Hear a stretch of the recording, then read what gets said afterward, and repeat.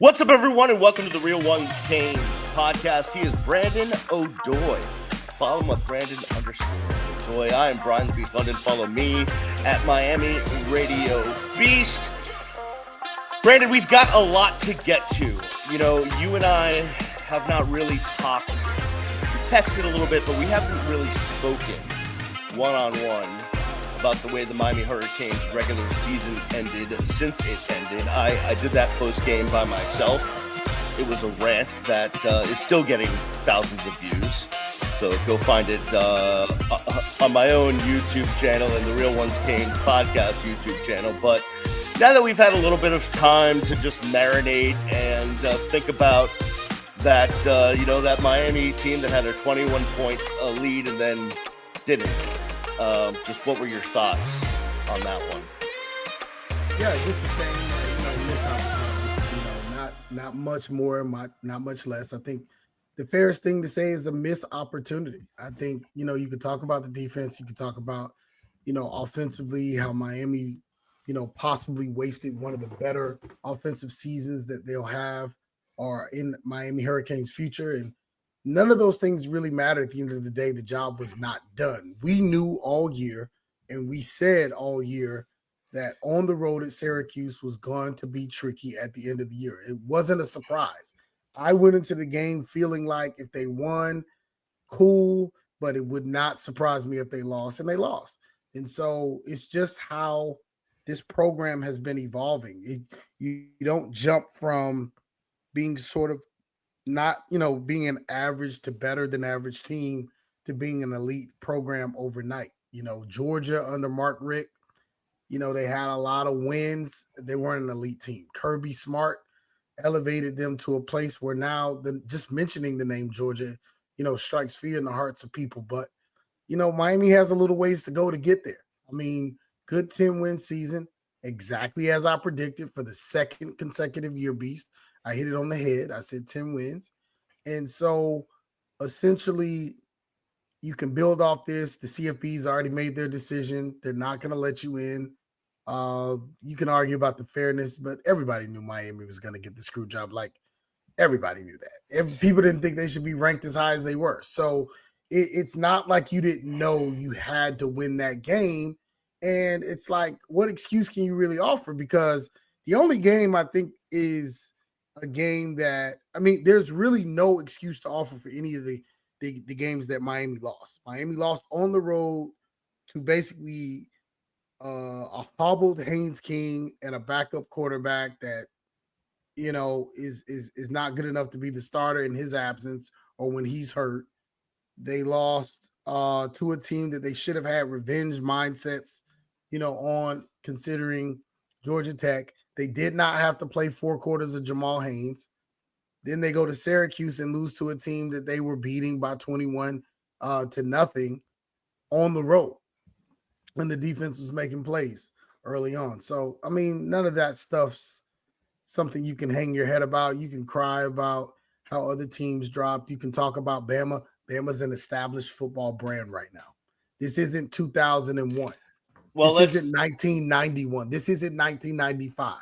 This is 2024. And in 2024, the University of Miami does not have the cachet to bump a team that I think that they're better than in relationship to the national conversation.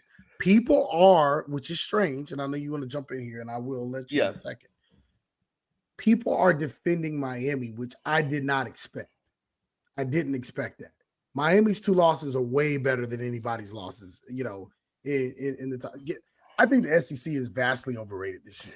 That was my question, Brandon, because you've sat next to me in the press box every week this year. We've texted back and forth, and you from week 1 of this college football season, you've been talking about the SEC being overrated. So it was overrated last year, right. and they got demolished in the college football playoff. Like, they didn't win last year. They're not going to win this year. Like, the SEC is not the best conference right now. It's the most talked about conference. It has been the best conference in years past. Last year, it definitely wasn't. And this year, look at what Vanderbilt did. And we thought Vanderbilt was going to be a decent team. And then they tanked.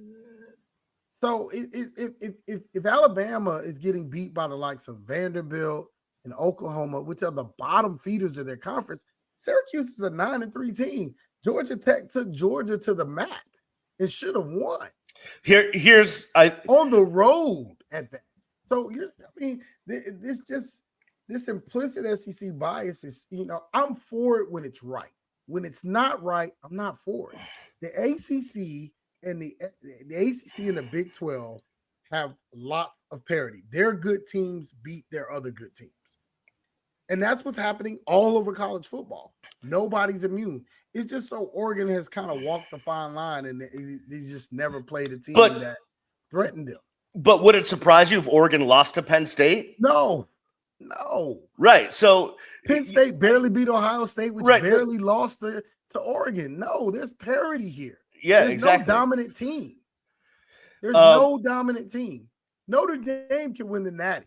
Like it just whoever figures it out wants to get in the tournament. Yeah, and Georgia has no offense. Like Texas can't play. Texas has issues with defense. Like it's just every team has a wart. And it's funny, people want to point to how bad Miami's defense is. How bad is Georgia's offense? 13-12 against Kentucky? Yeah, for sure. On. Yeah, and 3 losses? And the score against Georgia Tech was inflated because it went 8 overtimes. Right. Come on. Yeah, I mean, craziness. Carson Beck was a first-round draft pick coming into the season. What is he now? I like Carson. He's a Florida kid. Like, come on. Miami is a first-round pick. Possibly 2 with a Royal. Come on. There's no comparison. Like, I don't want to spend any time doing it because it doesn't make any sense to anybody who just really watches football. Like, if you want to have biases, that's fine. That you do that on your own time. For me, you can't tell me there are 11 better teams than Miami. They're not. No, they have to be a part of the 12. Here's you have these inclusion rules, and I get it. I actually agree with letting the highest ranked group of 5 champion in. That's fine. Boise State, congratulations. UNLV, congratulations if you win. But at the end of the day, you're talking about like some of the teams that are ranked above Miami, like, come on. They don't want to play Cam Ward. They don't want to play that offense. No chance. Way. 4 receivers over 500 yards passing. Come on. Running backs all balling out of control. You go 3. Get out of here. Nobody wants to do that. Defense or no defense. Because we're going to punch. Listen, the thing you got to understand, the teams that won scored with Miami. These other teams aren't putting up 40 points a game. How many times can you expect yourself to do that? Yeah. Georgia can't put up 40. No chance. So here's the one thing that it comes back to for me on the CFP rankings, and then we can move on because we're not going to solve the problem because we can't be inside the room with Ward Manuel and his crew. To me, it just comes down to they were supposedly, they were looking for Miami to have a signature win, right? The signature win was when they came from behind against Cal, beat Louisville on the road, beat Duke at home. Those are great wins. Even the Virginia Tech win is a big one. I would also great wins. I would also talk about beating Florida, who turned out to be Florida, decent. Who was a team that should have beat Tennessee and would have beat Georgia had DJ Lagway not gotten hurt. Yeah. You want signature wins. What's Bama's signature win? Beating Georgia, an overhyped Georgia team? Yeah. And what's their signature win? Beating an overhyped Texas team? Like when you hype these teams up and rank them high early, you give them the clout they don't deserve. Why wasn't SMU preseason ranked? They had won the AAC last year before. Why just Clemson? Because it's Clemson in Miami. Because it's all about a beauty Florida contest. State was ranked and they're horrible. Yeah. That's our signature win. They were the number 10 team coming into the year. It's not our fault that they were terrible. Yeah, the schedule is what it is. Here's my solution to the whole thing, which is not going to happen. But I just go to the NFL model, blow up these conferences. No, just keep the model. Miami has to win games. No. But you're not supposed to lose to Syracuse. But in a year where you have Cam Ward, you're not. Yeah, but I don't. Listen, all I There's want. nothing wrong. You keep changing the model, looking for something perfect. It's never going to happen. No, but what's going to happen is if you go to an NFL model where there's no panel, there's no committee, there's no computers, and you literally have uh, uh, uh, divisions, right, within conferences, and then hey, the winner of each division goes to the playoff. There's 2 wild cards. Bang! It goes on record. Bam! Like. Can I give you a little bit of a reality check? There are only 32 teams in the NFL. There are well, like then 130 teams. Then it's time to make a new division with the top 30 or 40 teams. And you sound like an elitist, man. That's not good. Well, I'm just pissed off. That's what it is. You got to be pissed at your team. No, I am. Don't be pissed. I mean, go watch the rant. Hate the player. Go watch the rant that I went on. And for everybody, for all our loyal listeners, and there are a lot. Shout out to everybody that's come up to me and said, "Hey, man, I listened to the podcast, and forgive me for the times I couldn't make it." For all of our loyal listeners, I was asked by Brian, "Hey, do you want to jump on post game?" And I declined. I said, "No way." I said, "There's no way I can ensure I won't say anything that I will regret." Because I don't understand why up 21, you don't start running the ball. Correct. And milking the clock, knowing that the defense is eventually going to start suffering. I don't understand why you don't go for it on 4th down with your best player and give him an opportunity, and you choose to kick a field goal. So if you're going to kick field goals, why don't you kick those against Georgia Tech? You would have tied the game or sent the game to OT. So I don't understand those things. So it wasn't appropriate for me to start, in a free form, extrapolating right after the emotions of a loss that basically compromised the entire season. And you get sent to some meaningless bowl game that now Cam Ward is pontificating about not playing in, and Reese Puffenberger is in the portal. Yeah. So you're talking about playing a game with Emory Williams, and if something goes down to him, Judd is going. Come on, man. We're right back in the last year. And the reason why this is being talked about is because you're not playing for a championship, not playing for a conference championship, and you're not playing for a natty. And it's because you lost games you should have won. We have nothing to discuss here, Beast. You didn't do what you were supposed to do, and you take the results. It's simple. Great season. I take my hat off to Mario Cristobal, Dennis Smith, the GM, all of the staff. They did a great job. It wasn't good enough. It was a building block, but it wasn't good enough. Here's what worries me. The worry. Okay, I know you're worried. Let me tell you, you're worried. Yeah, we'll never have another Cam Ward. That is my worry. That is correct. You're right. We won't have another. It might be 10 years before we see another guy like that. It probably longer, because I've been here over 10 years, and this is the first time we ever seen a guy like that. We only got him for 1 year. Doesn't feel like we got our real true value out of him, because it didn't lead to a championship. It didn't lead to a trophy you can hang. And I don't blame it. Listen, Canes fans, do not bother this man.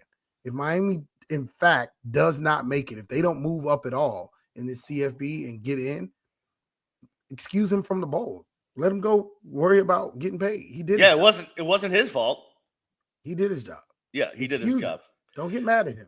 All right. Besides the CFP that has everyone going bonkers, and they've been arguing all over the cyber webs for days now, it was also National Signing Day, which is no longer a National Letter of Intent Day. It's a financial agreement day. But in any case, we have new recruits coming to the University of Miami. We'll talk about that and maybe some portal needs. On the other side, you're listening and watching the Real Ones Canes podcast here. Welcome back to the Real Ones Canes podcast. He's Brandon O'Doy. I'm Brian the Beast London. Hey, wherever you're watching this or listening to this, subscribe. Hit the subscribe button. You'll get all the latest episodes right to your device, wherever you are. Brandon, it was a National Signing Day. A little bit of a different setup, but we had the early National Signing Day starting on Wednesday. It's actually a 3-day period, but everyone basically signs right off the bat. We'll have another signing period in February per usual, but the University of Miami, it's a little bit of a smaller class than they brought in previously, but they supposedly, if you buy into the rankings, the number one class in the ACC and somewhere in like the 12 to 14 in the country, some that kind of range. Just what were your thoughts overall before we get into some of the specific players on how Mario and the staff did recruiting in this cycle? Overall, I think the class was, solid. They did such a good job last year. This class didn't have to knock the ball out of the park. There were some last minute departures that are kind of disappointing. Losing Gavin Nix, losing Hilton Joseph, Hilton, the young man who's a safety prospect that ended up going to Florida. Um, those things kind of sting. Not getting Dallas Wilson kind of stings at receiver from Tampa Bay Tech. But it is what it is. Not getting Tavares Alford from, flipping from Ohio State, losing Isaiah Mendez, to Auburn somewhere along in the process.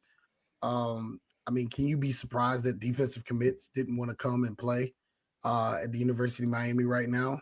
No.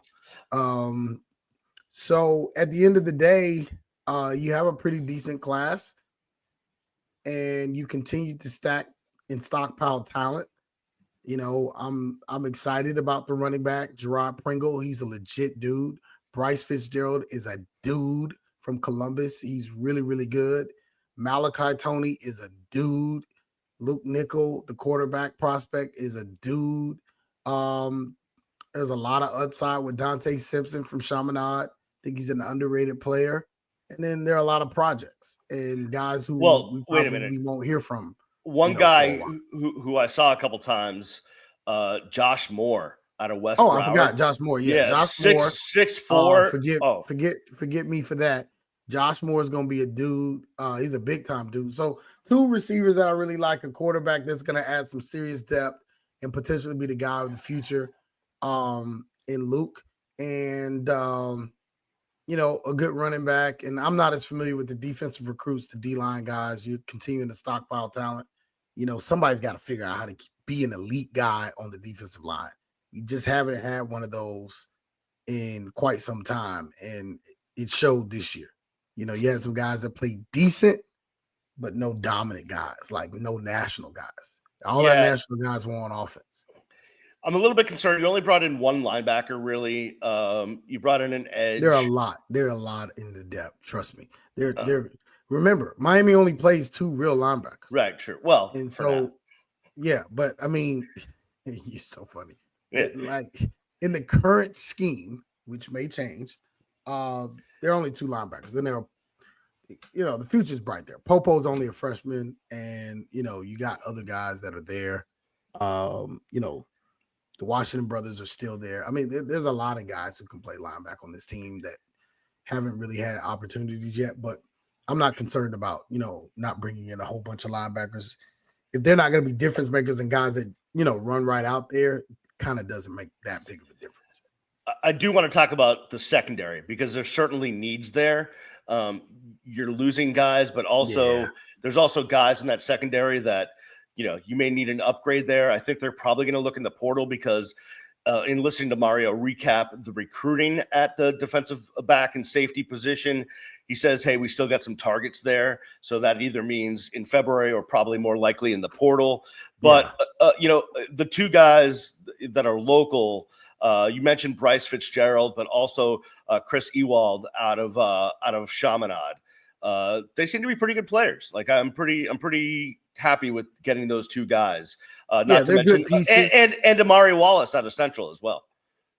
Amari's coming back off of a very serious injury. I don't expect to hear from him this season. Bryce Fitzgerald should play in some capacity, either on specials or whatever the case may be. Ewald is probably a developmental guy. At the end of the day, you add pieces, you add stockpiles, you get quality guys, and try to keep your portal build out. So the better you can recruit out of high school, but like I said, man, you lost some key guys, toward the end on decommits. Florida especially came in, and kind of hurt. So at the end of the day, there's some work to do, and but no panic. Not a top 5 class, which you had last year, but still a top 25 class, and that's where you want to be. I think You're they. always going to I mean, recruit well under Cristobal. That's always going to happen. you're always going to recruit well offensive linemen, and they got some Yeah. really good guys. Not in that sense. Portal wise, just if I you mean, you were, know what it's quarterback. It's quarterback, and the crazy part is there ain't a lot of good options there.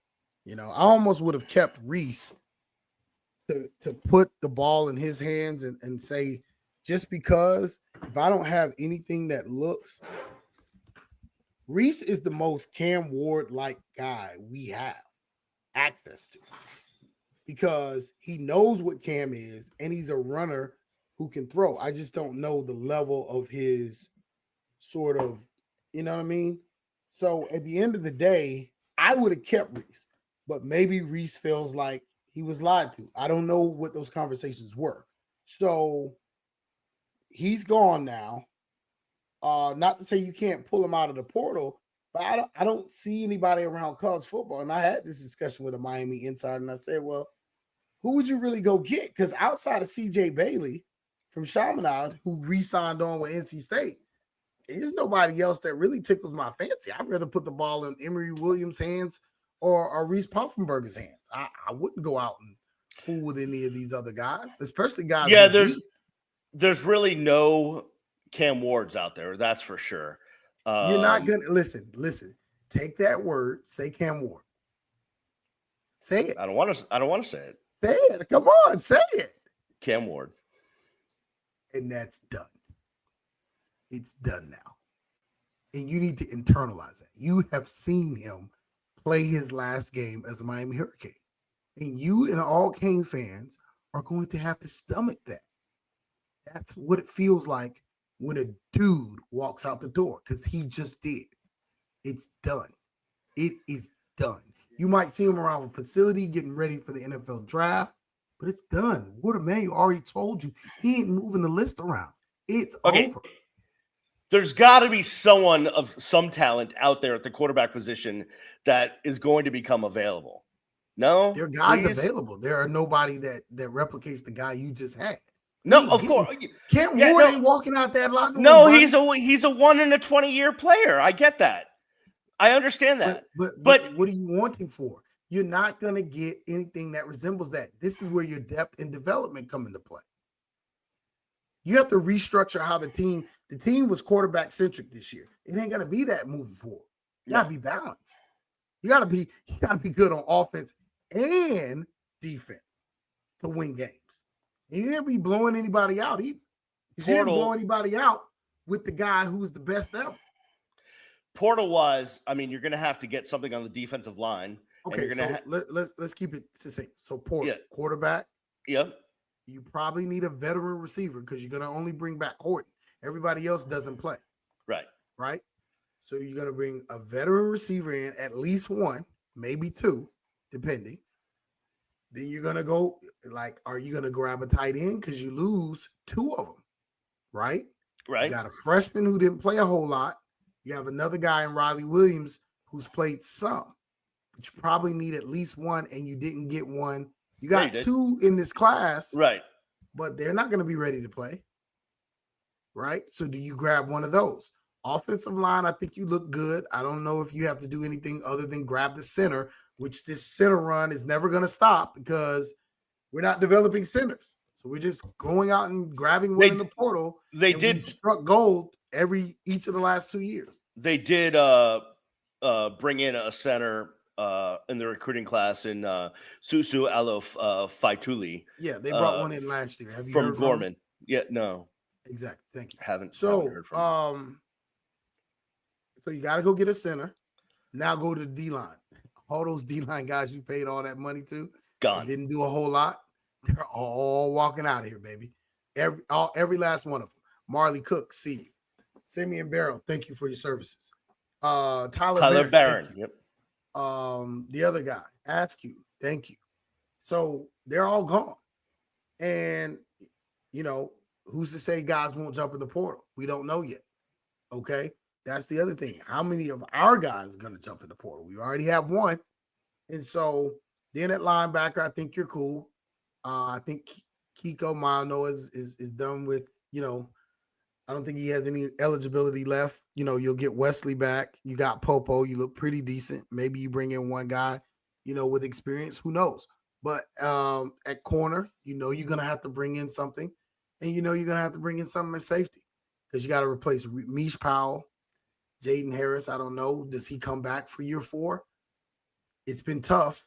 You know, the young man from my high school. And then, you know, that's kind of how it looks. And you might have to go get a kicker because Andy Borregales is no longer going to be here. So the kicking game now comes something that was completely something you never had to think about in 4 years. All of a sudden, you need a kicker. Yeah. So congratulations, University of Miami. There were a lot of things that were really going right. And 10-2 was what you did. And now it's going to get very tricky. Yeah, so that was where I wanted to go next, and we'll have all offseason to discuss this, which is, you know, it went from 5 to 7 to 10. I think the hardest part of Mario's job is to get it from 10 to 11 or 12 because I don't think it's gonna. I think it's gonna go back to like 8 or 9, and then he's gonna try to have to beef it up because you're not gonna. It's all about the quarterback, man. If you don't have a guy back there, and you got to kind of see. I mean, this is the best season to test it because everybody's going to be as weak as you are.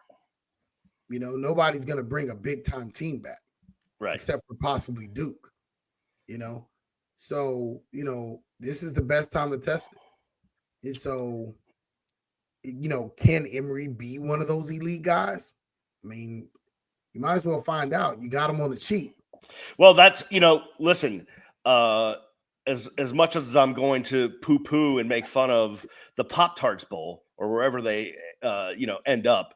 No, they'll get a good bowl. They just won't play for a player. Well, no, but what I'm saying is you got to use that game to see what Judd and Emory can do. You got to that's kind of like it's Emory's game. I mean, you don't think Judd's going to get some run? Judd's never going to play here. What don't you understand about that? He played, I think, moments in the Bethune game. That's it. You're never going to hear from him again here. He's done. Why I don't understand why you don't understand that. He's not playing here. Ever? That's it? Like ever. He's done. Say Cam Ward. Cam Ward. Done. Say Judd Anderson.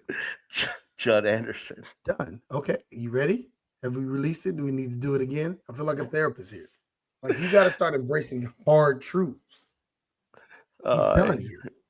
So who's your backup quarterback in a bowl game? No, he's the backup in the bowl, but that's it. No, but yeah, okay. So we don't have to see him. This is Emory's game. I got it. Why do I feel worse now? Listen, these are hard realities.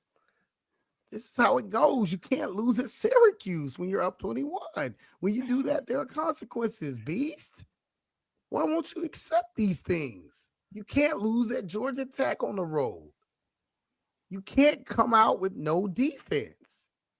You've got to do the things that cost you, like that win you games. Come on, beast. It's not hard. You won 10 games. You ought to be really excited. The program is moving in a good direction. You weren't prepared for much more than this. Oh, the offseason is going to be so fun. I'm going to have to start doing therapy bi-weekly. Twice a week. How are you doing therapy off of a 10-2 season? I don't get it. Like what? No, it's not that. I'm going to have to do it because I feel less confident about next year. Next year, I already told you, is an 8-9 win season. That's it. With a juggernaut, with a ridiculously hard schedule, I think. Exactly, you're going to win 7 games. Notre Dame at home, yeah. Forget about it. So yeah, what's the problem? You're supposed to win this year. This was your year. You had a weak schedule, according to everybody in college football. You played. That is correct. All right. Well, I'm going to go think about everything we've discussed and maybe write in my journal or something like that. Go to the beach. Yeah, I'm just going to go to the beach and sit on a towel and contemplate life as I stare at the waves and the birds. I'm going to do that. That seems like a good idea. All right, man. I appreciate you as always. We will talk next week, and we will see you next time, everyone, on the Real Ones Canes podcast. Peace.